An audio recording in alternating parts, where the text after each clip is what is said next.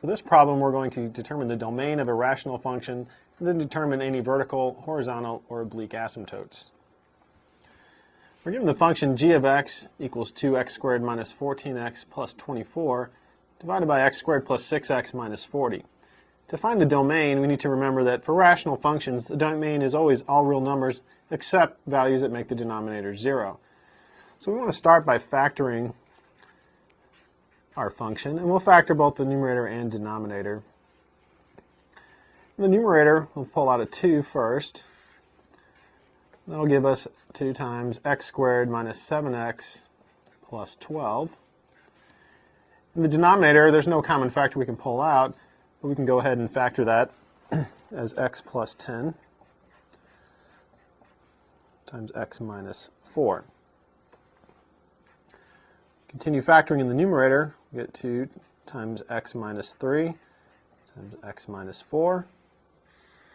Divide by x plus 10 times x minus 4. Now at this point we want to determine our domain. Even though we have a common factor of x minus 4, we need to leave that in there when we determine our domain. We look at our denominator here and see that the values for x that make the denominator 0 will be negative 10 and positive 4. So our domain for this function will be the set of all real numbers for x such that x is not equal to negative 10 and x is not equal to 4. Once we've got our domain, we can go ahead and simplify our function. So in reduced form, we'll say that g of x is equal to 2 times x minus 3 divided by x plus 10, keeping in mind that x cannot equal negative 10 or 4.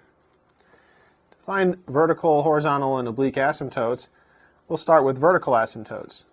In reduced form, we'll get a vertical asymptote anywhere where the denominator is 0 and the numerator is non-zero. In this particular case, then, we see the denominator is 0 at x is equal to negative 10, so there's a vertical asymptote there. If we check in the numerator, negative 10 does not make the numerator 0, and so it is indeed a vertical asymptote. Next, we'll look for horizontal asymptotes. To do that, we want to consider the degree of the numerator and denominator. We see that the degree of the numerator is 1, the degree of the denominator is also 1, and so we'll get a horizontal asymptote that's equal to the ratio of the leading coefficients. In the numerator, that would be 2, in the denominator, that would be 1, and so we get a horizontal asymptote of y equals 2. Since we can't have horizontal and oblique asymptotes at the same time, we have no oblique asymptotes.